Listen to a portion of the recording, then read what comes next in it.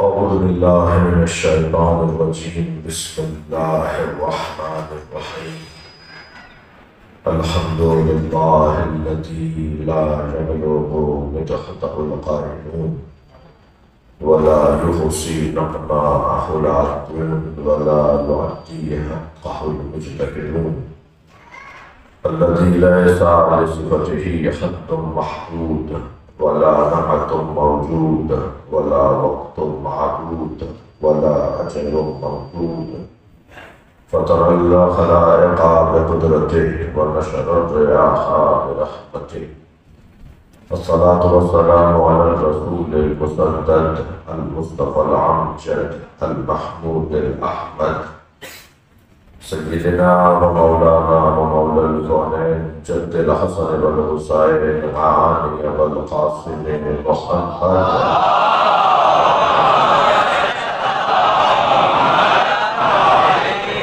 وآل الطيبين الطاهرين المعصومين الذين قال الله إنما يريد الله ليذهب عنكم الرجس أهل البيت ويطهركم تطهيرا.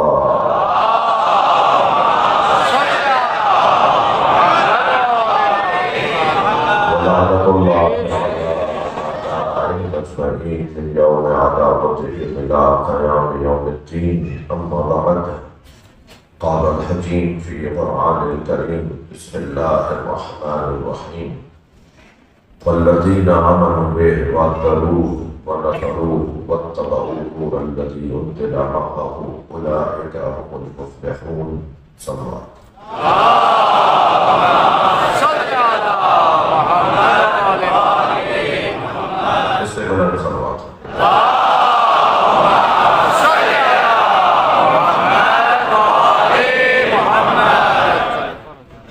سورہ مبارکہ اعراف آیت نمبر 157. بس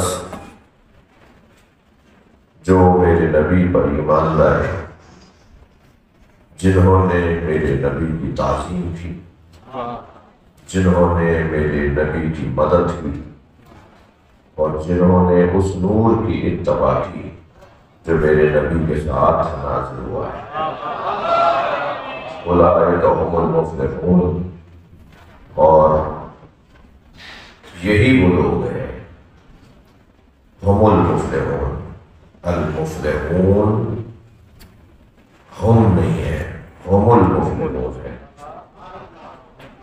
یہی وہ لوگ ہیں، یہ وہ لوگ نہیں ہیں، یہی وہ لوگ ہیں. یعنی اگر ہم ضمیر منفصل مؤخر ہوتی تو پھر ترجمہ ہوتا کہ یہ وہ لوگ ہیں کہ جو کامیاب ہیں. ہم ضمیر منفصل مقدم ہے، یعنی یہی وہ لوگ ہیں جو کامیاب ہیں. اور لوگ بھی کامیاب ہیں، وہ بھی کامیاب ہے، وہ بھی کامیاب ہے، اور یہ بھی کامیاب ہے. ایسا نہیں ہے، بلکہ یہی کامیاب ہے. یہ جو یہی ہیں، یہ کون ہے؟ میں نہیں جا رہا اس بحث میں کہ 73 فرقے ہوں گے اور ایک جنت میں جائے گا، 72 دوزخ میں جائیں گے، ایک جنت میں جائے گا، ایک ناجی ہوگا اور 72 ناجی ہوں گے. ہم اس بحث میں نہیں جا رہے. ہم تو کہہ رہے ہیں تلاش کریں کہ وہ کون لوگ ہیں جو فلاح پائیں گے، کامیاب ہوں گے. جو کامیاب ہوں گے وہ وہی ہیں کہ جو اس نور کی اتباع کرتے ہیں جو نبی کے ساتھ نازل ہوا ہے. جو اس نور کی اتباع کرتے ہیں جو نبی کے ساتھ نازل ہوا ہے. نبی کے ساتھ نازل ہونے والا نور ہی بتائے گا کہ یہ نبی ہیں. یعنی وہ وجود ہوگا جو یہ بتائے گا کہ یہ نبی ہیں، یعنی وہ گواہ رسالت ہوگا. یہ ساتھ وَيَتْلُوهُ شَاهِدٌ مِّنْهُ، اور جو گواہ ہے وہ اس کے پیچھے پیچھے ہے. جو نبی کی نبوت پہ گواہ ہے وہ نبی کے پیچھے پیچھے ہے. یہ کوئی چاند ہے جو سورج کے پیچھے پیچھے ہے. یہ کوئی نور ہے جو اس نور کے ساتھ یعنی سرکار کے ساتھ نازل ہوا ہے۔ یہ کوئی نور ہے کہ جو نبی کے ساتھ نازل ہوا ہے، وہ نور کتابی اور تحریری شکل میں نہیں ہے، بلکہ الامام یقتدی فی افعالہ و اقوالہ۔ امام وہ ہوتا ہے کہ جس کے اقوال میں بھی، جس کے اقوال کی اقتدا کی جائے اور جس کے افعال کی اقتدا کی جائے۔ تو یہ جو اتباع ہے یہ افعال میں ہے، اطاعت اقوال میں بھی ہے اور افعال میں بھی ہے جی۔ تو یہ کوئی ایسا موجود ہے کہ جو عمل کر کے دکھاتا ہے، یہ وہ ہے کہ جس کی حقیقت نور ہے، جس کا جلوہ بشر ہے، جس کی حقیقت نور ہے، جو نظر آتا ہے بشر، جو حقیقت میں نور ہے۔ ہم جتنے لوگ بیٹھے ہیں ہم خاکی بشر ہیں، اور یہ گھرانہ نوری بشر ہے۔ خاکی بشر اور نوری بشر کا فرق یہ ہے کہ جس کے ہاں بشریت ہے خاک کی بنیاد پر، اور ان کے ہاں بشریت ہے نور کی بنیاد پر۔ جب یہ اصالتاً نور ہے تو ان کا بدن اگر ہماری طرح کا ہے تو وہ ہماری طرح کا نہیں ہوگا، یعنی ہم ان کی بچی ہوئی مٹی سے بنتے ہیں۔ اب مٹی کیا ہے؟ وہ جسے قرآن نے جسے حدیث نے فاضل طینت کہا، ہماری بچی ہوئی طینت سے۔ تو ہماری جو طین ہے وہ تو خاک ہے، ان کی جو طین ہے وہ نور ہے، یعنی ہماری روحیں ان کے بدن کی بچی ہوئی طین سے بنتی ہیں، اور ان کی جو روحیں ہیں وہ نور ہیں، یعنی یہ نوری بشر ہیں، ہم خاکی بشر ہیں۔ میں ان بچوں جوانوں کو ایک فارمولہ آج دینا چاہوں گا۔ اہل بیت کے، خود نبی مکرم کے، مولا علی کے، ائمہ اہل بیت کے فضائل سن کر بعض لوگوں کو الجھن ہوتی ہے، ہضم نہیں ہوتا، سمجھ نہیں پاتے یہ کیسے ہو سکتا ہے، یہ کیسے ہو سکتا ہے گہوارے میں بات کر رہے ہیں، یہ کیسے ہو سکتا ہے ماں کے شکم میں بات کر رہے ہیں، یہ کیسے ہو سکتا ہے دنیا میں آنے سے پہلے قرآن پڑھ لیا تھا، یہ کیسے ہو سکتا ہے کہ ابھی دنیا میں آئے نہیں تھے کہ یہ فقیہ تھے، یہ کیسے ہو سکتا ہے، یہ کیسے ہو سکتا ہے۔ یہ بہت ساری چیزیں، بعض فضائل سننے کے جن کو یہ سوال آتا ہے نا یہ کیسے ہو سکتا ہے، وہ وہی لوگ ہیں کہ جنہوں نے انہیں خاکی بشر سمجھ لیا ہے۔ لیکن جو یہ مان لے کہ یہ خاکی بشر نہیں ہے، یہ نوری بشر ہے، تو پھر یہ الجھنی دور ہو جائے گی کہ یہ کیسے ہو سکتا ہے۔ یہ تو ہوگا نا، پھر یہی ہوگا نا کہ یہ نوری بشر ہے۔ دیکھیے ائمہ اہل بیت کا ایک پہلو، یعنی اہل بیت کا، خود نبی کا سب سے پہلے اور پھر سرکار کی اولاد کا، سرکار کے گھرانے کا ایک جنبہ ہے نور، ایک جنبہ ہے ان کا بشر ہونا۔ بشر ہونا ہماری ضرورت تھی، ان کی نہیں تھی،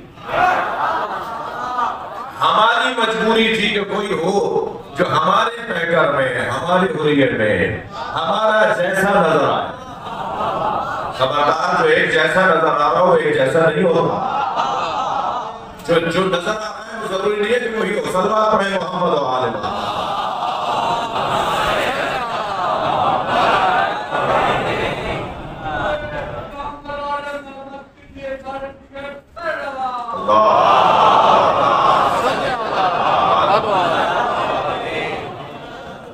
یہ دو پہلو ہیں اہل بیت کے، ایک نوری پہلو ہے، ایک بشری پہلو ہے۔ اور جب ہم نوری پہلو کی طرف جائیں گے تو پھر ہمیں سمجھ میں آئے گا کہ یہ فضیلت کیوں ہے، یہ مقام کیوں ہے۔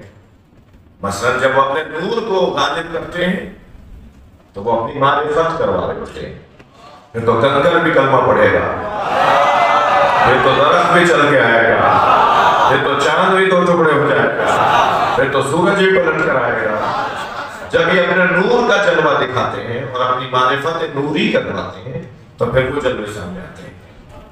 مسائل نہیں پڑھا، کربلا کے میدان میں امام نے جب پسر صاف سے مکالمہ کیا تو شور مچ رہا تھا، ہزاروں کی تعداد میں یزیدی سپاہی تھے۔ حضرت نے فرمایا تیری آواز مجھ تک نہیں آ رہی، میری آواز مجھ تک نہیں جا رہی، انہیں خاموش کرواؤ۔ اس نے آواز دی کہ سب لوگ خاموش ہو جائیں، میں حسین سے بات کروں۔ سب خاموش ہو کر مگر گھوڑوں کے ہنہنانے کی آواز، اونٹ اور جانوروں کے گلے میں اور پیروں میں جو گھنگرو اور گھنٹیاں بندھی ہوئی تھی وہ بج رہی تھی، تو امام نے فرمایا خاموشی نہیں ہوئی، کہنے لگا کہ یہ جانوروں کی آواز ہے، تو حضرت نے اپنا دست مبارک فضا میں بدل دیا۔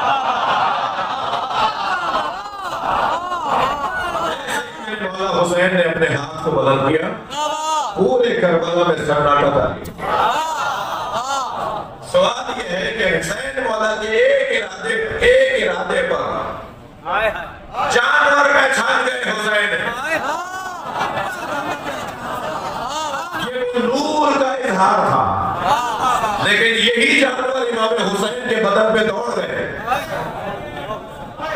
یہ بشریت کا اظہار تھا، یہ بشریت کا اظہار تھا کہ گھوڑے نہیں پہچان سکے اور امام حسین کے بدن کو پامال کر گئے۔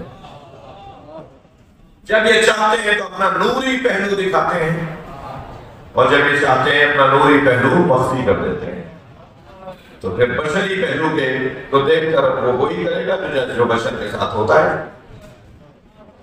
تو الجھنے دور ہو گئے۔ مثلا الرحمن علم القرآن خلق الانسان، رحمان وہ ہے جس نے قرآن پڑھایا اور پھر انسان کو خلق کیا۔ بھائی ہونا میرے مطابق بشری تقاضوں کے مطابق یہ ہونا چاہیے تھا، الرحمن خلق الانسان علم القرآن۔ رحمان سورہ رحمان کی ابتدائی آیت ہے، رحمان وہ ہے کہ جس نے انسان کو خلق کیا پھر اسے قرآن کی تعلیم دی۔ مگر قرآن تو کہہ رہا ہے کہ ایک انسان ہے جو پہلے قرآن پڑھ چکا تھا پھر دنیا میں آیا تھا۔ یہ کون سا انسان ہے بھائی؟ ہم تو دنیا میں آتے ہیں تو پہلے 3-4 سال تک تو ہمارے بچوں کو پلے گروپ میں اور معلومہ جی نرسری میں اور کہاں پہلے تو وہ بٹن لگانا سیکھے اور جوتے سیدھے پہننا سیکھے، پہلے تو وہ جو ہے وہ ابتدائی جو ہے وہ تہذیب اور آداب سیکھے، اور پھر اس کے بعد قلم کیسے پکڑا جاتا ہے اور مثال، اور پھر اس کے بعد کلاس 1 آئے گی، اور پھر معلومہ آہستہ آہستہ جیسے جیسے کلاسیں بڑھتی جا رہی ہیں ایسے ایسے تعلیم معیاری ہوتی جا رہی ہے۔ جی مکتبی علم اور ہے، وہمی علم اور۔ جو بشر ہے وہ مکتبی علم سے عالم بنتا ہے، اور جو نور ہے وہ وہمی علم سے عالم بنتا ہے۔ یہ اللہ سے علم لے کر آنے والے لوگ ہیں، اور ان کے علم کی کیفیت مولانا ایسی ہے، ان کے علم کا عالم یہ ہے کہ جب یہ ارادہ کرتے ہیں اللہ انہیں علم عطا کرتے ہیں۔ ان کی زندگی کبھی علم سے خالی نہیں رہتی۔ جب اللہ حضرت موسیٰ کے لیے ارشاد فرما رہا ہو لَقَدْ أَرْسَلْنَا مُوسَىٰ بِآيَاتِنَا، ہم نے موسیٰ کو اپنی نشانیوں کے ساتھ بھیجا ہے، تو قرآن تو فارمولوں کی کتاب ہے نا۔ قرآن 1,24,000 نبیوں کے ہر ایک کے نام بتائے گا کہ ہم نے اسے بھی بھیجا ہے یاد کر کے، ہم نے اسے بھی پڑھا کر بھیجا ہے، ہم نے اسے بھی پڑھا کر بھیجا۔ ایک نبی کے لیے بتا دیا تو جان نہیں لیں گے ہم کہ جب ایک نبی پڑھ کر آیا ہے تو خاتم الانبیاء کیسے پڑھ کر نہیں آیا، انبیاء کیسے ان پڑھ ہوگا ماذا اللہ، وہ وہاں سے پڑھ کر آئیں گے، سلوات پڑھنے محمد وآلہ۔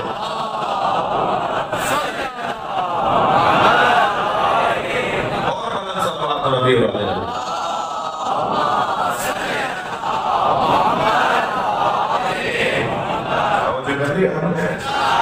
میری بحث نہیں ہے کہ نبی مکرم کے بارے میں جو ایک تعداد کو یہ غلط فہمی ہے کہ وہ امی تھے، یعنی معاذ اللہ ان پڑھ تھے، یہ اس سے بڑی توہین نہیں ہے۔ عجیب تاثران ہے تعریف کے نام پر توہین۔ نون والقلم وما یسطرون، نون قسم ہے قلم کی اور ان سطروں کی جو قلم سے لکھی گئی ہے۔ یہ قلم کون ہے؟ یہ قلم نبی کی ذات، وہ سطرے کون ہیں؟ وہ ائمہ کی ذات۔ یہ قلم کس نے چلایا ہے جو یہ سطریں لکھی ہیں؟ اس قلم کو چلانے والا خود اللہ ہے۔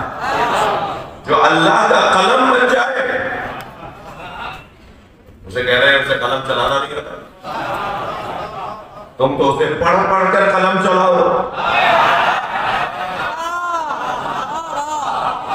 تو اس کی حدیثوں کو یاد کر لو تو مفتی اعظم بن جاؤ. بھائی امی کا مطلب ان پڑھ نہیں ہے، یہ توہین ہے. امی کا مطلب یہ ہے کہ جیسے تھے ویسے ہی ہے. اب یہ تمہاری غلط فہمی ہے کہ تم نے اپنے اوپر مقایسہ کرنا شروع کر دیا کہ تم تو ان پڑھ تھے.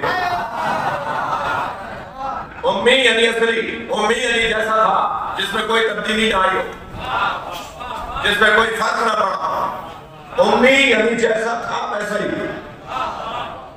اصل اساس بنیاد ماں کو بھی امی اسی لیے کہتے ہیں نا جی. سارے شہروں کے لیے مکے کو ام القریٰ کیوں کہتے ہیں؟ اس لیے کہ مکے کے بعد ہی اللہ نے ساری زمینوں کو بنانا شروع کیا. سب سے پہلے اللہ نے مکہ المکرمہ کو بنایا اور اب پوری دنیا اسی سے زمین کو پھیلاتا چلا گیا، اللہ بناتا چلا گیا. تو وہ سارے قریوں کی ام القریٰ، سارے شہروں کی ماں، یعنی سارے شہروں کی اصل، سارے شہروں کی بنیاد، جہاں سے سارے شہر بنے وہ ام القریٰ یعنی مکہ جی.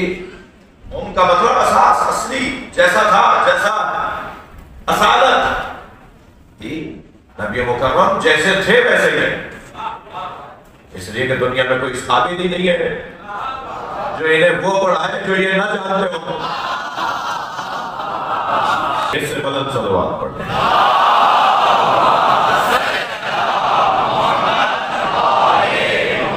اور بلند صلوات.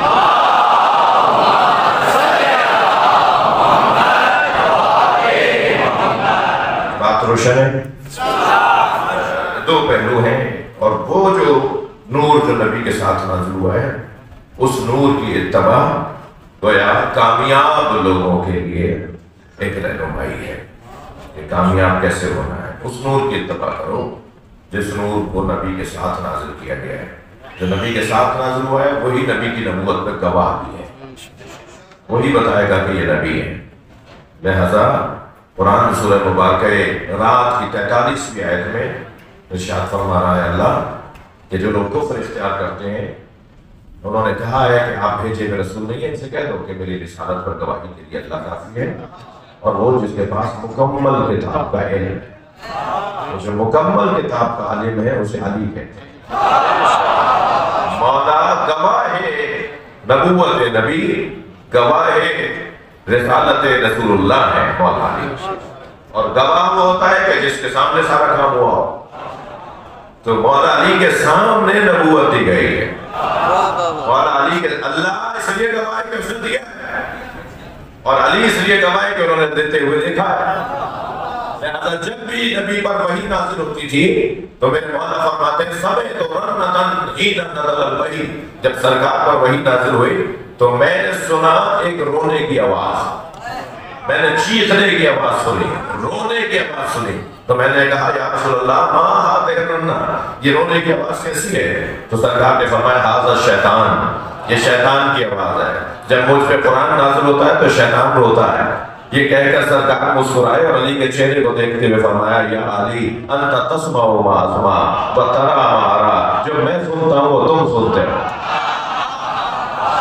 جو میں دیکھتا ہوں وہ تم دیکھتے ہو. صلوات پڑھنے محمد وآلہ.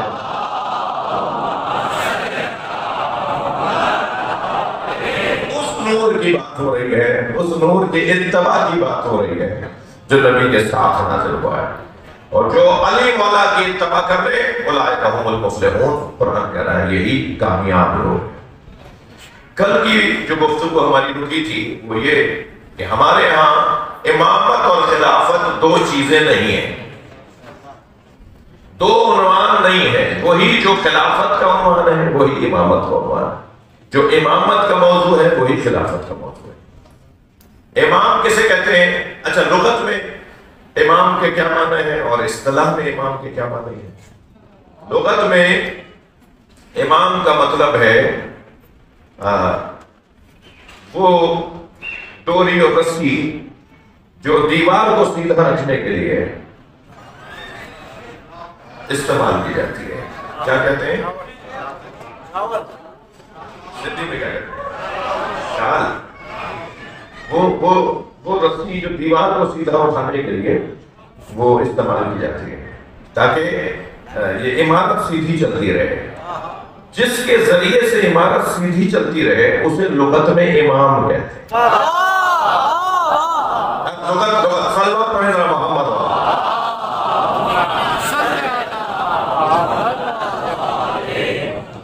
یاد رہے کہ لغت کے معنی اور ہوتے ہیں اور اصطلاح کے معنی اور ہوتے ہیں. مثلا لغت میں الصلاۃ کا مطلب ہے دعا، صلاۃ کا مطلب ہے دعا لغت میں، لیکن اصطلاح میں ہر دعا صلاۃ نہیں ہے. ایک مخصوص عمل ہے، کھڑے ہوں گے، رکوع میں جائیں گے، سجدے میں جائیں گے، 2 سجدے کریں گے، پھر اٹھیں گے، پھر کھڑے ہوں گے، یہ پورا ایک عمل ہے ترتیب کے ساتھ. تو اصطلاح میں اسے صلاۃ کہتے ہیں. تو امام یعنی وہ جو عمارت کو سیدھا کرنے کے لیے ایک وسیلہ استعمال کیا جاتا ہے، اسے عربی لغت میں امام کہتے ہیں. اور اصطلاح میں الامام من یقتدی فی اقوالہ و افعالہ، جس کے اقوال میں اور جس کے افعال میں اقتدا کی جائے، یعنی جس کی اقتدا کی جائے اس کے اقوال میں اور اس کے افعال میں، جس کی اقتدا کی جائے اس کے اقوال میں اور اس کے افعال میں، اسے امام کہا جاتا ہے. یہ جو امام کا عنوان ہے وہ 4 شرائط کے ساتھ حضرت ابراہیم نے طے کیا ہے. کل بات ہو چکی. سب سے پہلی شرط امتحان، آزمائش. دوسری شرط نسل. تیسری شرط اولاد، امامت اولاد میں ہوگی، خلافت اولاد میں ہوگی، جانشینی اولاد میں ہوگی، آل میں ہوگی. اصحاب کا مقام ہے، ساتھیوں کی بڑی منزلت ہے، مگر خلافت آل میں آئے گی. میں نے کل کہا کہ کسی نبی کی بھی آل سے ہٹ کر خلافت نہیں گئی. اچھا، خلافت آل میں نہ آئے اور امتحان آل دے. آل میں کیوں خلافت آئے؟ سلمان پڑھے ذرا محمد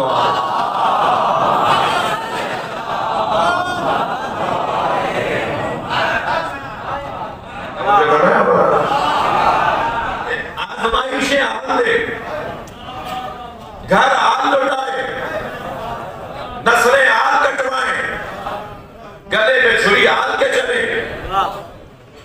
مگر نہیں، اگر آل میں خلافت اور امامت آ گئی یہ تو موروثی ہو جائے گا، یہ تو خاندان پرستی معاذ اللہ ہو جائے گی، یہ تو معاذ اللہ رائل فیملی سسٹم ہو جائے گا. معاذ اللہ یہ والی باتیں کی رہی نہیں.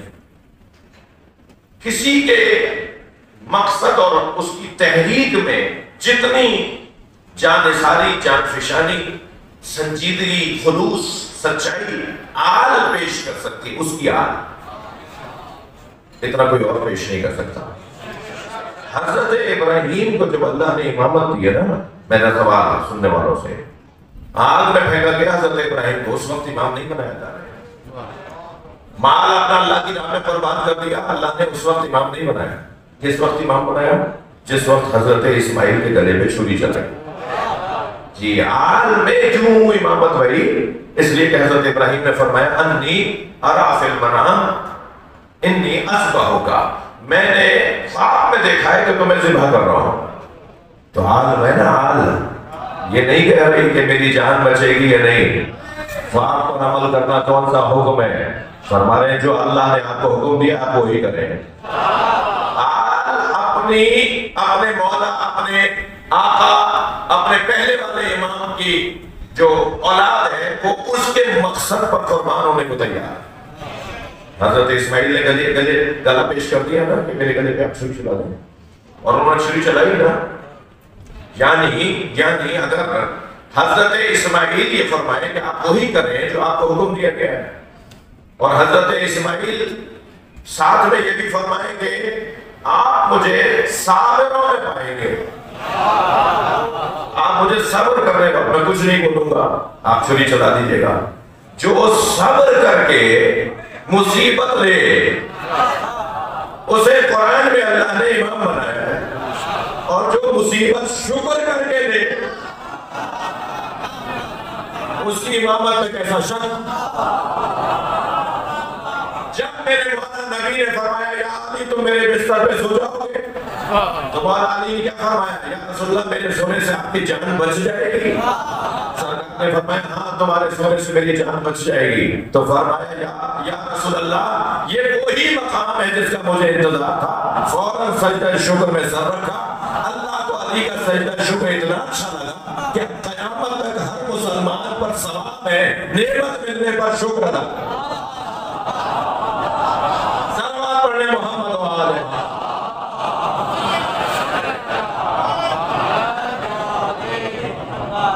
یہ گھرانہ مصیبتوں کو نعمت سمجھ کے لیتا اور اپنی جان قربان کرتا۔ الخلافت 30 سنہ، خلافت 30 سال رہے گی میرے بعد۔ یہ ہمارے یہاں حدیث نہیں ہے۔ کچھ دیر کے لیے میں اپنے بھائیوں کی نقل شدہ حدیث پر غور کرنا چاہوں گا۔ سرکار نے فرمایا الخلافت 30 سنہ، خلافت 30 سال تک رہے گی۔ تو کہنے لگے وہ جو 30 سال تک 4 شخصیات کا دور رہا، وہ 30 سال کا دورانیہ گزرا ہے۔ جب علی مولا کی شہادت ہوئی ہے سن 40 ہجری، تو یہ نبی کے بعد سے لے کر نبی کے ہجری میں گئے 40 ہجری میں مولا علی کی شہادت ہوئی تو 30 سال۔ تو یہ نبی نے تو پہلے ہی فرما دیا تھا کہ خلافت میرے بعد 30 سال رہے گی، اور فرمایا علیکم بسنتی وسنت الخلفاء الراشدین المہدیین، میں تم پر واجب قرار دیتا ہوں کہ میری سنت پر عمل کرو اور خلفاء راشدین مہدیین کی سنت پر عمل کرو۔ یہ حدیث طرق امامیہ طرق جعفریہ میں نقل نہیں ہوئی، ہمارے یہاں اس حدیث کا کوئی نہیں ہے موجود، مگر میرے بھائیوں کی حدیث کو سنا رہا ہوں۔ ٹھیک ہے کہ نبی نے فرمایا کہ میرے بعد تم پر واجب ہے میری سنت پہ عمل کرنا اور سنت خلفاء راشدین پر عمل کرنا۔ اور خلفاء راشدین کون ہیں؟ گویا دوسری حدیث میں سرکار نے فرمایا، نقل کر رہا ہوں پہلے، گویا سرکار نے فرمایا الخلافت 30 شہر 30 سنہ، شہر نہیں سنہ، خلافت 30 سالوں تک رہے گی، اس کے بعد خلافت ختم ہو جائے گی۔ تو پہلی بات تو یہ، بلکہ میں پہلی بات ہی پہلے کر دیتا ہوں کہ اگر اس حدیث کو مان بھی لیا جائے کہ سرکار نے فرمایا میرے بعد 30 سال تک خلافت رہے گی، تو 30 سال تک جو خلیفہ رہا ہے وہ صرف علی رہا ہے۔ سلمان پڑھیں تو میں بیان کروں۔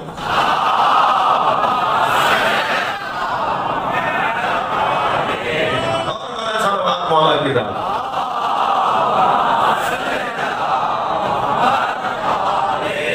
نبی کی رحمت کے بعد پورے 30 سال تک اگر کوئی نبی کا خلیفہ رہا ہے تو وہ مولا علی رہے۔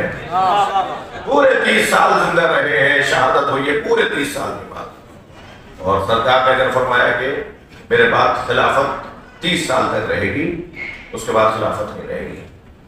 ادھر سرکار نے فرمایا کہ ان کی سنت پر عمل کرو، تو سنت پر عمل اول تو اس حدیث سے کسی بھی خلیفہ محترم نے استدلال نہیں کیا۔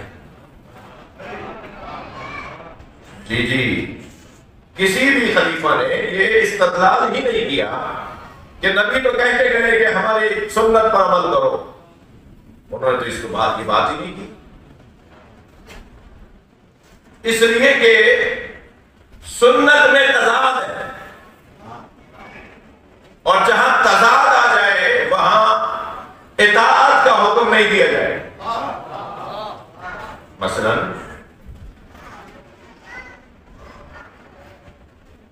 ایک شخصیت نے نماز حالت سفر میں قصر نہیں کی، اور باقی 3 شخصیات نے قصر کی، تو امت ان پر عمل کرے یا ان پر؟ مثلا سرکار نے کی سنت تو یہ کہ حضرت نے مروان کو شہر بدر کیا، حضرت نے مروان ابن حکم کو اور اس کے بعد کو حکم ابن وائل کو، ان دونوں کو شہر بدل دیا. تو سرکار نے جسے شہر بدل دیا ہو اور کوئی اگر شخصیت اسے شہر میں بلا دے تو تضاد ہے کہ نہیں؟ صلوات پڑھنے محمد و آل.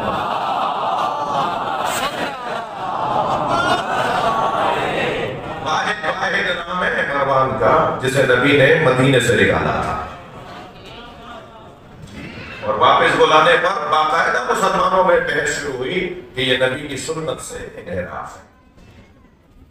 خالص علمی بات کرتا ہوں. اس بچے کا زبان کا حق ہے نا، وہ جب کالج میں یونیورسٹی میں اپنے آفس میں اپنے دوست سے سنتا ہے کہ یہ حدیث ہے سرکار کی کہ میرے بعد 30 سال تک خلافت رہے گی، تو اس میں جواب آنا چاہیے نا. وہ بتائیں نا کہ اس سے کیا مراد ہے. نبی کے بعد 30 سال تک صرف مولا علی کی ذات ہے جو 30 سال مسلسل رہے، باقی کوئی نبی کے بعد 30 سال مسلسل نہیں رہا، اگر ہم اس کو مان بھی لیں. اور پھر عزیزان گرامی، خلافت پر پیش نماز اور نماز کی امامت کرنا یہ خلافت پر دلیل نہیں ہو سکتی. اللہ کرے میرا مجمع میرے ساتھ رہے. مجھے بات بھی اپنی پوری کرنی ہے اور کوئی الجھن بھی نہیں ڈالنی.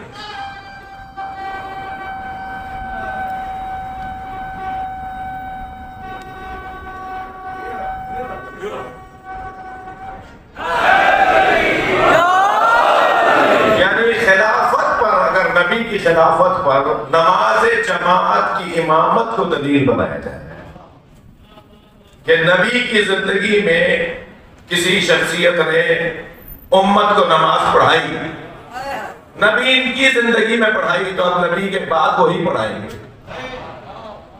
یہ دلیل نہیں ہے. یہ دلیل اس لیے نہیں ہے کہ یہ جو حدیث ہے، یہ جو روایت ہے کہ سرکار کی زندگی میں کسی شخصیت نے نماز جماعت پڑھائی، اس حدیث پر ابن باز اور بڑی بڑی شخصیات نے بحث کی ہے کہ سرکار نے آدھی نماز میں طبیعت خراب تھی، سرکار دو جہاں بستر پر تھے، آپ نے فرمایا کہ اسے بلاؤ. پھر بلایا گیا، حضرت نے فرمایا اسے بلاؤ. پھر بلایا گیا، پھر حضرت نے فرمایا اسے بلاؤ. پھر اب حضرت جن کے آنے پر بار بار کہہ رہے ہیں اسے بلاؤ، یعنی انہیں نہیں انہیں بلاؤ. اب وہ واضح نہیں ہوا کہ تیرے بلاؤ. تو پھر جب ایک شخصیت نے جا کے نماز شروع کر دی تو سرکار نے فرمایا مجھے سہارا دو. اور اسی حالت میں سرکار دو جہاں مسجد میں گئے اور سرکار نے ان حضرت کو پیچھے ہٹا کے خود نماز پڑھی.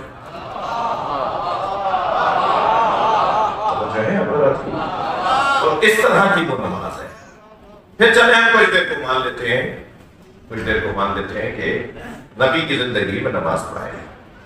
تو نبی کی زندگی میں اگر نماز پڑھانا دلیل خلافت ہو جائے تو بھائی آپ تو فرماتے صلو خلف کل امام بر و فاجر، نیک ہو یا برا ہو نماز جماعت سے پڑھا کرو.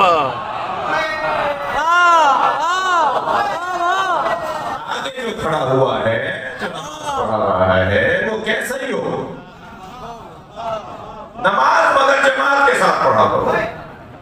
تو قاعدہ تو یہ ہے کہ کسی کے پیچھے بھی نماز پڑھی جا سکتی ہے. تو جب کسی کے پیچھے بھی نماز پڑھی جا سکتی ہے تو پھر یہ دلیل کیسے ہوگی کہ جس کے پیچھے پڑھ لی وہی خلیفہ ہے؟ ایک علمی بات ہے نا بھائی. یعنی یہ وہ موضوعات ہیں کہ جو بتائے جاتے ہیں، بولے جاتے ہیں، سوشل میڈیا بھرا ہوا ہے. یہ بچہ کہاں سے جواب لے گا؟ یہ تو کوئی دلیل نہیں ہوگی. جب کسی کے بھی پیچھے نماز پڑھی جا سکتی ہے تو پھر نماز پڑھانا کون سی دلیل ہے؟ پھر یہ کہ مولا علی نے پیچھے نماز پڑھی، مولا علی کا پیچھے نماز پڑھنا تو بھائی سوال اس سے ہوگا جو آگے کھڑا ہے.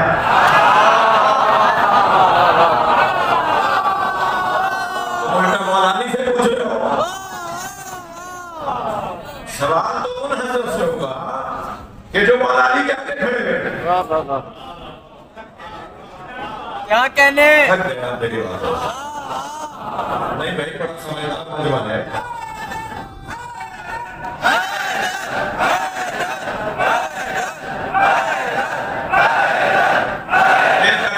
دیا کرتے نبی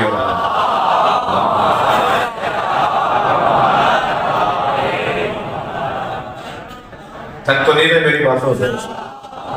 سرکار دو جہاں نے فرمایا یا علی مسئلوں کا مسئلہ الکعبہ، یا علی تمہاری مثال خانہ کعبہ جیسی ہے. یدور ولا یلا، کعبہ کہیں چکر کاٹنے نہیں جاتا، کعبے کے گرد سب چکر لگانے آتے ہیں. اب جب علی ہے کعبہ تو کعبے کو پشت دکھا کے نماز پڑھی جائے گی، یہ روک دیں گے. پڑھنے محمد و آل محمد.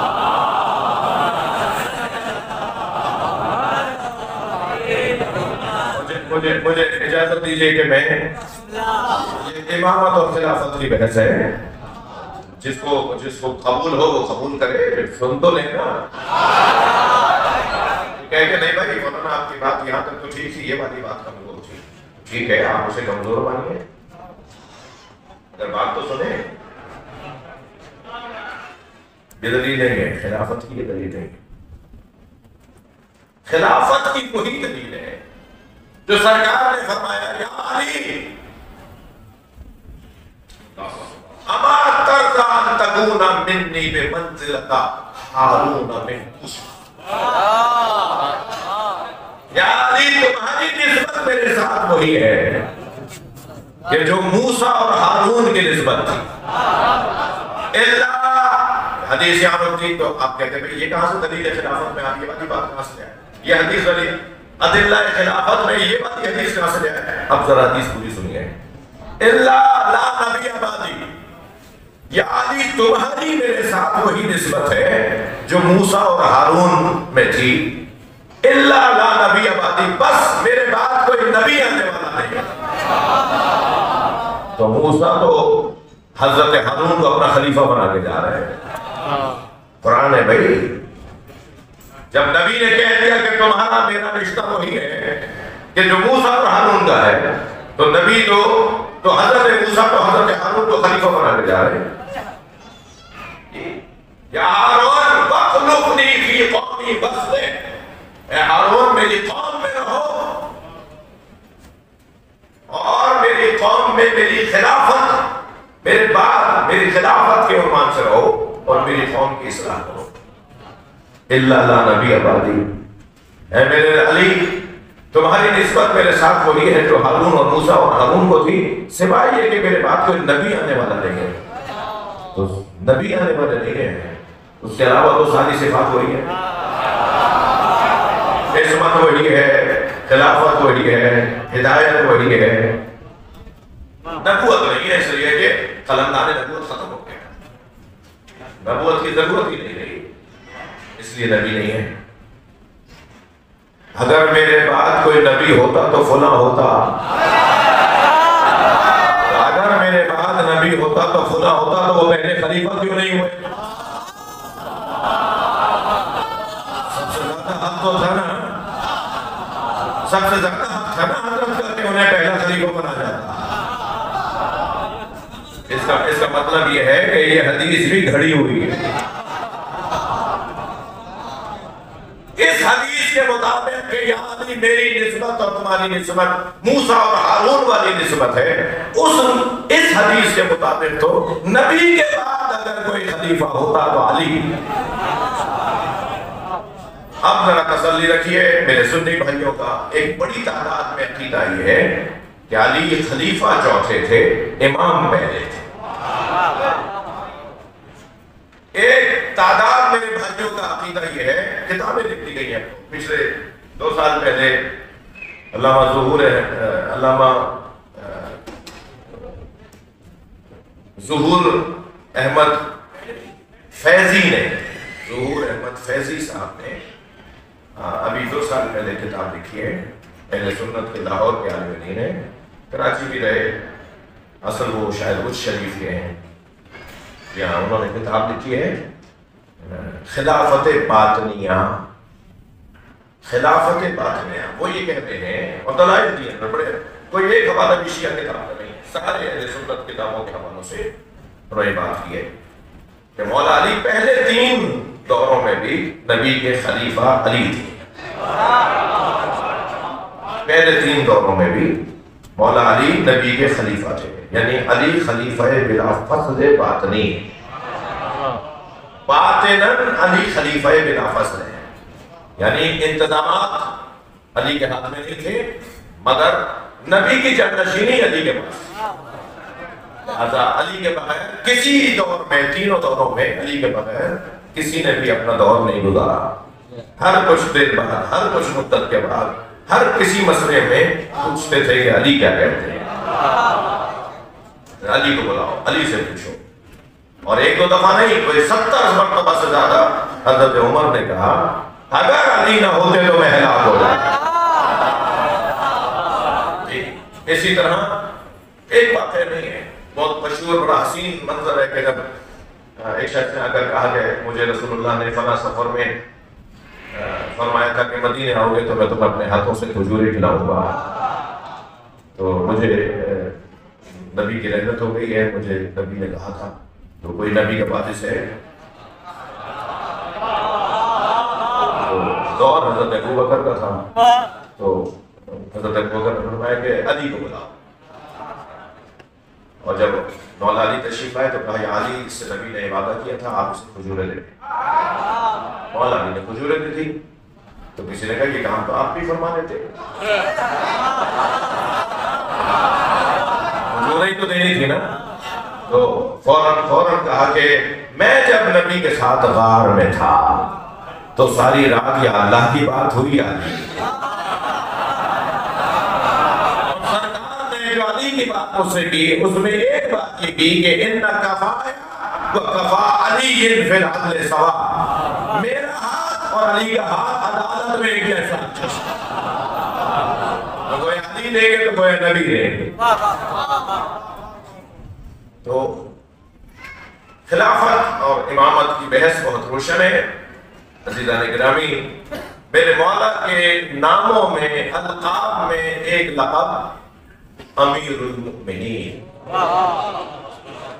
اجازت دیجیے کہ کل اس سے بات ہو، جی کل بات ہو، آپ کو میں نے آپ کے حوالے کر دیا ہے مضمون کل کا۔ امیر المؤمنین کا کیا مطلب ہے؟ مولا علی کے القاب میں ایک لقب امیر المؤمنین، علی کے علاوہ کسی اور کے لیے یہ روا ہی نہیں ہے۔ علی مولا کے علاوہ کسی اور کے لیے لقب جائز ہی نہیں ہے۔ میں حدیث سناؤں گا اور اس لقب کو سمجھنے کی کوشش کریں گے۔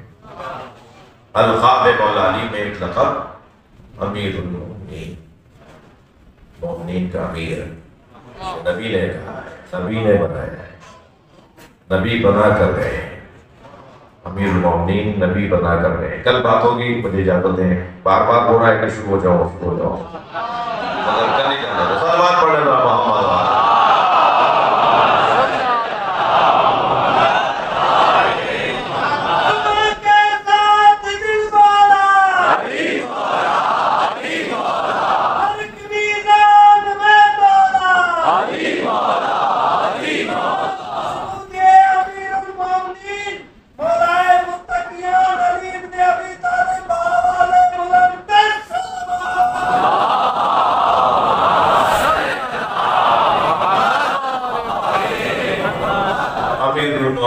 مومنین کا امیر،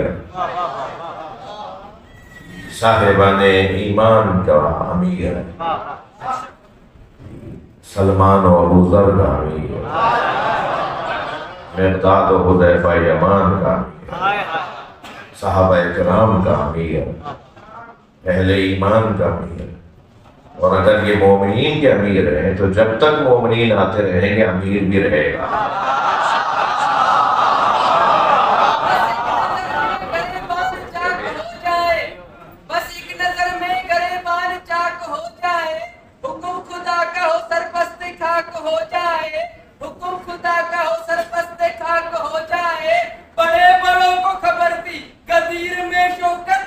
علی علی نہ کرے تو حلال ہو جائے.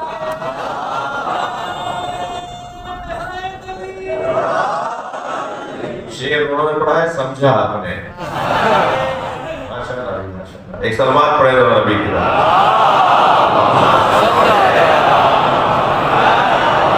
اور بدن سلوات نبی.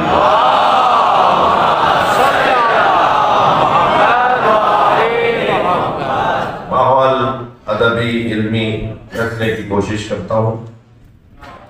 کسی طرح کا کوئی شائبہ نہ ہو کہ نیت کی خرابی ہے، بلکہ نیت کی پاکی ہے.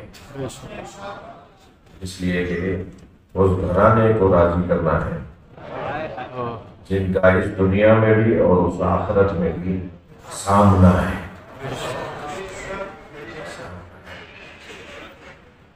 کیوں مانگتے ہیں مولا علی صاحب؟ کیوں مانگتے ہیں امام حسین صاحب؟ ایک صاحب کہنے لگے، فضائل کا ایک باب ہے، ایک صاحب کہنے لگے کہ زندگی میں انہیں وسیلہ بنانا جائز تھا. نبی کے پاس لوگ آتے تھے، ایک سفر میں تو پانی نہیں تھا، صرف ایک کٹورا پانی کا ملا، اور 1000 سے زیادہ صحابہ کرام تھے، سب پیاسے تھے. سرکار نے اپنا ہاتھ اس کٹورے میں ڈال دیا. سرکار کے ہاتھ کی برکت سے 1000 سے زیادہ صحابہ نے پانی پیا. پانی ختم ہی نہیں ہو رہا تھا، اس کٹورے سے نکلتا جا رہا تھا، اور سارے جانوروں نے پانی پیا. تو نبی مکرم کے پاس آ کر صحابہ کرام کہتے تھے، یا رسول اللہ میری یہ مشکل ہے، میری یہ پریشانی ہے. سر دعا فرماتے تھے، ارادہ فرماتے تھے، اس کا مسئلہ حل ہو جاتا. کہتے ہیں کہ زندگی میں مانگنا تو جائز ہے، رحلت کے بعد اب قبر میں ہے، مدینے میں بازار میں ہے، اب مانگنا جائز نہیں ہے. تو اس کو کیسے میں بچوں کو اس کا جواب دوں؟ حضرت جابر بن عبداللہ الانصاری صحابی رسول طواف کر رہے ہیں. طواف کے درمیان گورنر مکہ جسے جگہ نہیں مل رہی تھی، اور حضرت جابر کو رضی اللہ تعالیٰ عنہ، حضرت جابر کو خاص احترام سے دیکھا جا رہا تھا. تو اس نے پوچھا کون ہے؟ کہا نہیں جانتے، صحابی رسول ہے. تو آگے بڑھا جا کے سلام کیا. تو حضرت جابر نے ایک مرتبہ ایک نگاہ دیکھا، سلام کا جواب دیا، پھر ذکر میں مصروف ہو گئے. تو اس نے کہا میں مکے کا گورنر ہوں. تو حضرت جابر نے فرمایا میں اللہ کی عبادت میں ہوں. میں اللہ کی خاطر آپ سے کہہ رہا ہوں کہ کوئی میرے لیے حکم ہو تو کو کہیں. اللہ کو راضی کرنے کے لیے میں آپ سے کہہ رہا ہوں کہ کوئی میرے لیے کام ہے تو کہیں، کوئی حکم ہے. حضرت جابر نے فرمایا کہ آخرت میں کوئی دے سکتے ہو؟ کہنے لگا نہیں، آخرت میں میں کچھ نہیں دے سکتا. حضرت جابر نے فرمایا دنیا میں نے چھوڑ دی ہے، آخرت میں تو کوئی دے نہیں سکتے، تم سے کیوں مانگوں؟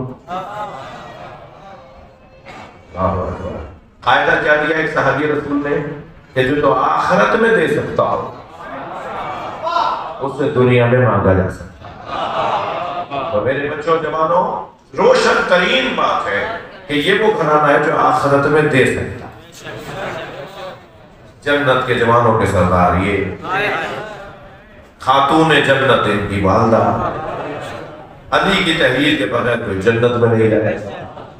جنت کی دروازے کی کنڈی بجتی ہے تو علی کے آواز آتی ہے. جنت کے پردوں کو اللہ نے علی کی نگاروں سے سجایا ہوا ہے. جنت میں جب تیز ہوا چلتی ہے تو ہوا کی آواز بنتی ہے علی علی علی علی. جنت کے 8 دروازوں کے اوپر علی ولی اللہ تک کلمہ لکھا ہوا ہے. علی کے بغیر تو جنت ہی نہیں سجتی.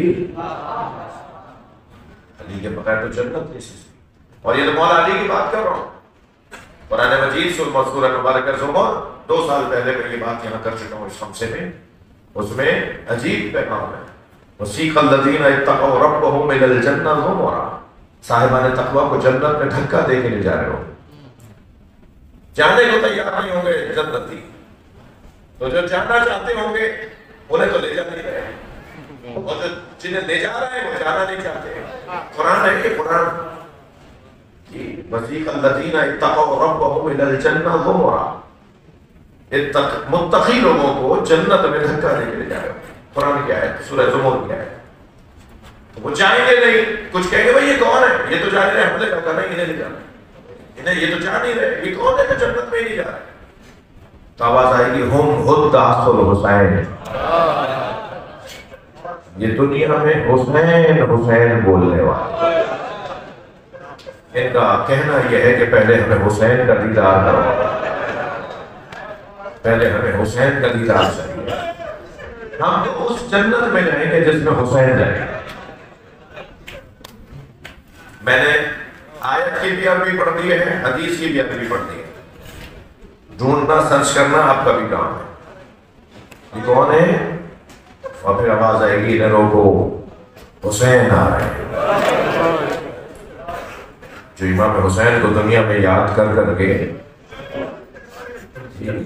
آپ کئی گھنٹوں سے پتہ نہیں کتنے گھنٹے پہلے آپ گھر سے نکلے ہوں گے، جہاں سے کس کو دوست کو ساتھ لیا ہوگا، بھئی چلو دیر نہ ہو جائے، وہ بیٹھ نہ جائے، مرثیہ نکل نہ جائے، بھئی آج تو فلاں کو مرثیہ پڑھنا تھا، آج تو سلام فلاں پڑھیں گے، وہ بھی آئے ہوئے، وہ بھی مجلس پڑھے، بھئی نوحہ بھی سننا ہے، پھر معلوم ہوا کہ کسی کو کوئی چیز گم ہو گئی، کسی کو کوئی چیز ضائع ہو گئی، گم ہو گئی یا کسی نے گم کر دی، وہ سارے نقصانات اپنی جگہ، مگر مجلس نہیں چھوڑیں گے،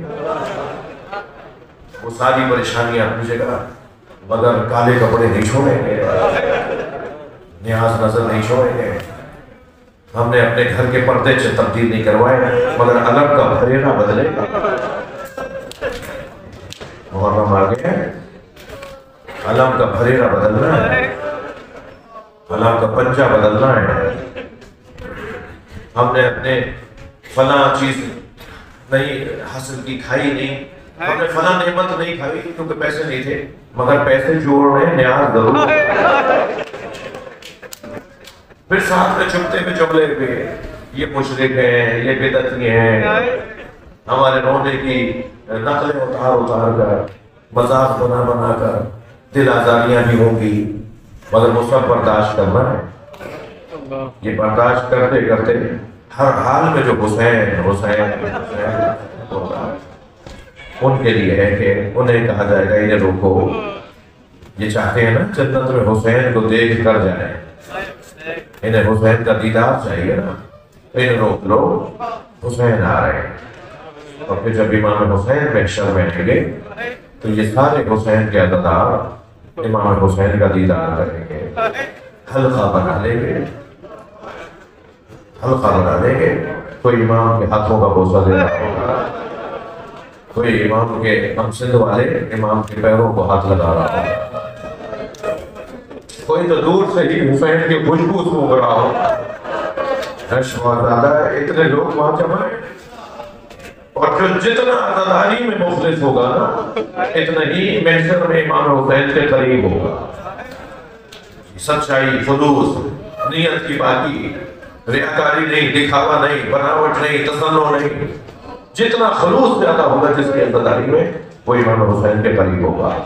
اب یہاں تک تو روایت میں ملتا ہے، مگر میرا کچھ احساس ہے جو آپ کے سامنے رکھنا چاہتا ہوں۔ جب امام حسین کو دیکھیں گے نا، جب امام حسین کا دیدار ہوگا تو عجب نہیں کوئی علی اکبر کا پرسا ہے، مولا آپ کے علی اکبر کے بڑے حضرت اللہ، حضرت اللہ، ممکن ہے کوئی آگے بڑھ کر کہے آپ کے علی اصغر کا پرسا، رو رہے ہیں نا، مجلس میں بیوی خواتین بھی آئی ہوئی ہے نا، ایک جملہ تو عجب نہیں کوئی آواز دے کر کے آپ کی سکینہ کے آواز، کوئی امام حسین سے امام حسین کی دکتر جناب سکینہ کا پرسہ پیش کریں گے۔ حضرت آپ آمادہ ہو گئے، آپ رونے کے لیے قافلہ شام سے رہا ہوا۔ میں نے کل ایک جملہ کہا تھا، شام اہل بیت کو کھا گیا، چہرے بدل گئے، بال سفید ہو گئے، کمر جھک گئی، امام سجاد کو حضرت محمد حنفیہ پہچان نہیں پایا. جب مدینے میں قافلہ پہنچا تھا نا تو امام سجاد سے ملنے کے لیے جب محمد حنفیہ آئے تو خود امام سجاد سے پوچھنے لگے زین العابدین کہاں ہے؟ انہوں نے بڑھ کر کہا چچا مولا علی کے بیٹے ہیں نا، امام حسن حسین کے بھائی ہیں. حضرت محمد حنفیہ امام حسین کے بھائی ہیں. تو امام سجاد نے بڑھ کر کہا چچا یہ آپ کے سامنے علی کھڑا ہے. ہاں چچا میں سب کچھ لٹا کے آ گیا، سارا خاندان لٹا کر آ گیا. تو اس وقت امام سجاد کو پہچاننے کے بعد عجیب جملہ مسئلہ، امام سجاد کو پہچاننے کے بعد حضرت محمد حنفیہ بے ضابطہ گلے سے لگے. جب گلے سے لگے نا تو دونوں ہاتھوں کو پکڑ کر امام سجاد نے فرمایا چچا اسلام میرا پورا بدن زخمی ہے.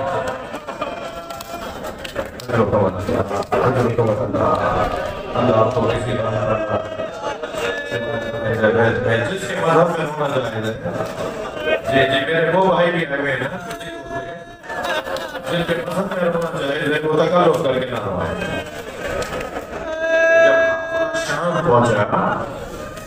جب قافلہ شام پہنچا تو جناب زینب بیویوں کے حلقے میں چل رہے ہیں.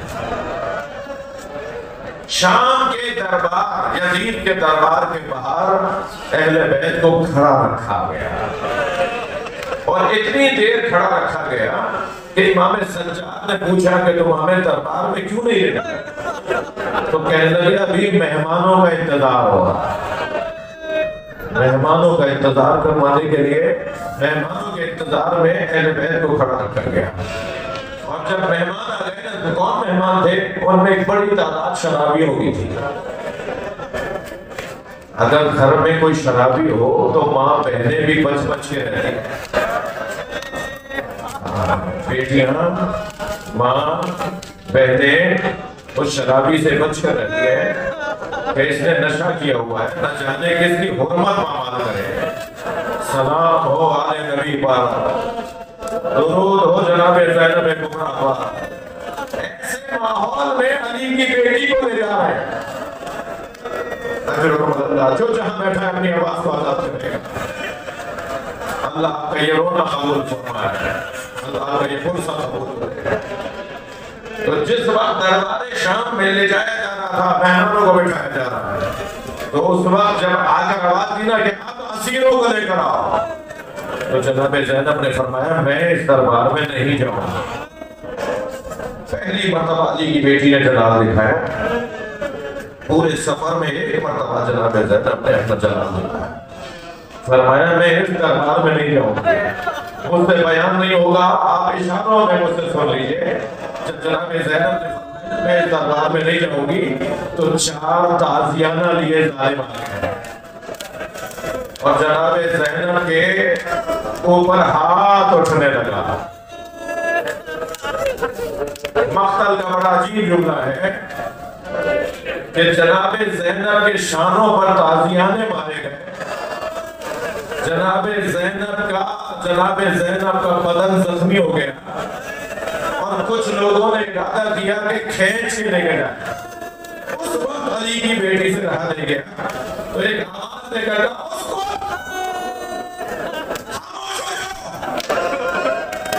تو جیسے ہی بیوی نے آواز دی خاموش ہو جاؤ، تو مقتل کا جملہ یہ ہے کہ جس اونٹ نے پیر اٹھایا ہوا تھا اس کا پیر اٹھا گیا، جس گھوڑے نے پیر اٹھایا ہوا تھا اس کا پیر اٹھا گیا. لوگوں کے دم سینوں میں گھٹ گئے. عجیب منظر بنا شام کے بازار میں دربار کے ساتھ. امام سجاد نے منظر دیکھا کہ پھوپھی نے ولایت تکوینی کا اعلان کیا. میری پھوپھی زینب قیامت لا رہی ہے. علی کی بیٹی ہے، زینب کی بیٹی ہے، نبی کی شہیدی نواسی ہے. بیوی نے جب کہا خاموش، تو ایسی خاموشی ہوئی کہ سینوں میں دم گھٹ کے رہ گئے. سب ایک مرتبہ تاریخ سخت تاریخ ہو گیا.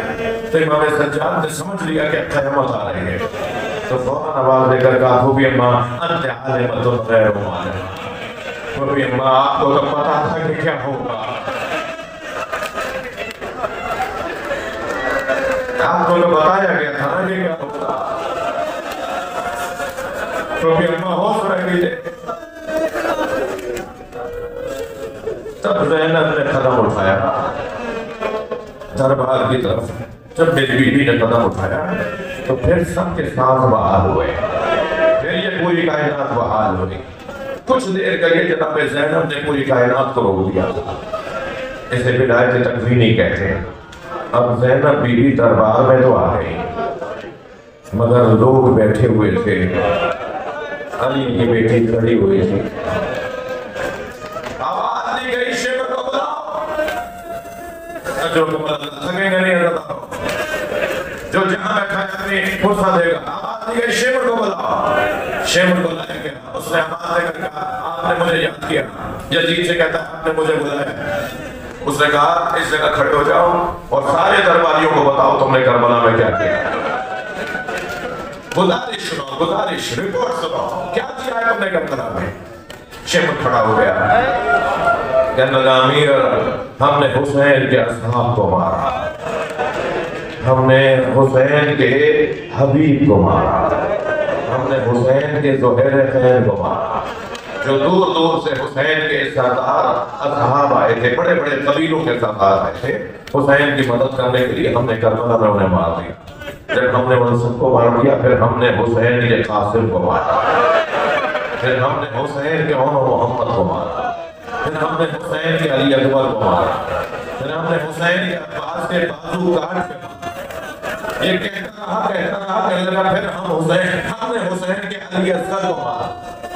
یہ کہتا ہے پھر حسین اکیلے رہ گئے، ہم نے حسین کو پیاسا کر کے مارا، ہم نے حسین کو تنہا کر کے مارا۔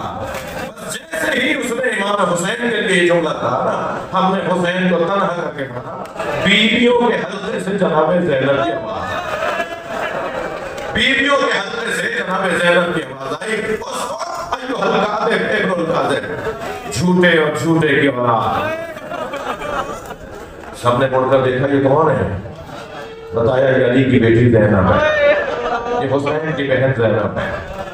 ایک شخص نے آواز دے کر کہا انہیں بولنے کا موقع دیا جائے، یہ حسین کی بہن کو بولنے کا موقع دیا جائے، تھکیں گا نہیں اللہ۔ جناب زینب کو باہر لانے کے لیے سپاہی آگے بڑھے، جناب فضہ نے آگے بڑھ کر کہا خبردار میں زینب کے قریب کسی کو نہیں آنے دوں گی۔ تو وہاں جو سپاہی لینے گئے تھے ان میں سے ایک نے جناب فضہ کو تعزیہ نہ، جناب فضہ جناب زہرا کی کنیز جو رسول اللہ نے جناب زہرا کو دی تھی، جب انہیں تعزیہ نہ لگا تو انہوں نے یزید کے عقب میں کھڑے ہوئے حبشی غلاموں سے کہا تمہاری غیرت کو کیا ہوا، تمہارے قبیلے کی عورت پہ ہاتھ اٹھایا گیا، تم کھڑے تماشائی بنے دیکھ رہے ہو۔ حضرت فضہ حبشن تھی نا، حبش کی رہنے والی تھی، بیوی نے فرمایا تمہارے قبیلے کی عورت پہ ہاتھ اٹھایا جا رہا ہے اور تم کھڑے دیکھ رہے ہو۔ تو جیسے ہی جناب فضہ نے یہ جملہ کہا نا تلواریں نکالنا شروع، حبشی غلاموں نے تلواریں نکالنا شروع کی اور یزید کو آواز دے کر یزید خبردار انہیں روک لے، یہ ہمارے قبیلے کی عورت ہے، ہمارے سامنے سے نہ مارا جائے۔ سن لیا آپ نے، جناب زینب نے مدینے کا رخ کیا، آواز دی صلی اللہ علیہ یا رسول اللہ، نانا صلی اللہ علیہ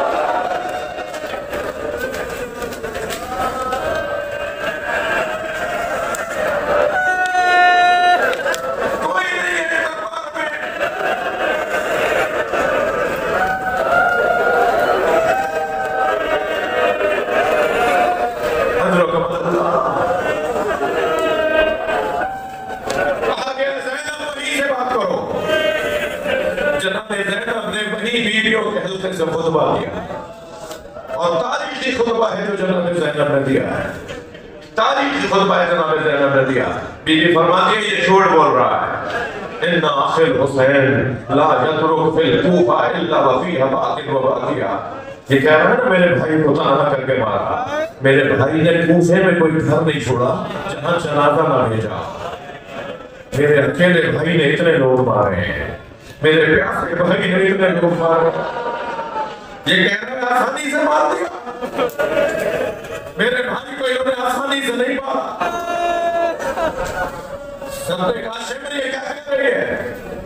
تو گردن جھکا کے کہنے لگا یہ سچ کہہ رہی ہے، ہم حسین کا ایک دل توڑتے تھے دوسرا دل جوان ہو جاتا، ہم نے حسین کا قاسم مارا تو ہم سمجھے اب بیعت کر لیں گے، حسین کے دونوں محمد باہر آ گئے، ہم نے حسین کے بھانجے مار دیے تو ہم یہ سمجھے اب بیعت کر لیں گے، حسین کا علی اکبر باہر آ گیا، ہم نے حسین کا علی اکبر مارا ہم سمجھے اب کہیں گے کہ مجھے یزید کے پاس لے جاؤ میں بیعت کر رہا ہوں، حسین کا عباس سامنے آ گیا، جب حسین کے پاس سارے مارے گئے تو حسین علی اکبر ہو گیا، اور جب ہم نے علی اکبر کو مار دیا تو کہا میرے گلے بیٹھے۔ حسین کو مارنا اتنا آسان نہیں تھا، حسین دلوں پر دل باندھ کر آئے تھے، حسین کا ایک دل توڑتے تھے دوسرا دل جوان ہو جاتا تھا، حسین کو مارنا اتنا آسان نہیں تھا۔ یہ تو آخر میں خود حسین نے چاہا، یہ تو آخر میں خود حسین نے چاہا کہ میں دنیا سے چلا جاؤں، تو حسین پر ہم نے تلواریں برسائی، ہم نے نیزے مارے، حسین پہ تو جب خنجر چل رہا تھا تو حسین اللہ کی تسبیح پڑھ رہا ہے، حسین کا تو عالم یہ تھا، ایک مرتبہ ماحول دربار میں بدلنے لگا تو یزید نے بات کاٹتے ہوئے کہا زینب بتاؤ سب سے بڑی مصیبت تم نے کیا دیکھی؟ میں مجلس مکمل کر رہا ہوں، آخری جملہ سنا رہا ہوں جناب زینب کا، جناب زینب کا دربار میں یزید سے مکالمہ سنا رہا ہوں آپ کو، کہنے لگا زینب بتاؤ سب سے بڑی مصیبت تم نے کیا دیکھی؟ شاید یہ سوچ رہا تھا کہ بی بی فرمائے گی علی اکبر کی شہادت، اور محمد کی شہادت، قاسم کا کمال لاشا، عباس کے کٹے ہوئے بابو، حسین بھائی کے بدن پہ دوڑتے ہوئے گھوڑے، کہنے لگا زینب بتاؤ سب سے بڑی مصیبت تم نے کیا دیکھی؟ تو جناب زینب نے فرمایا زینب پر سب سے بڑی مصیبت یہ ہے کہ تو جیسے سے بات کر رہا ہے، کہاں علی کی بیٹی، کہاں نبی کی نوازی، کہاں یزید سے کہا اللہ رحمت اللہ علی الصالحین فسيعلم الذين ظلموا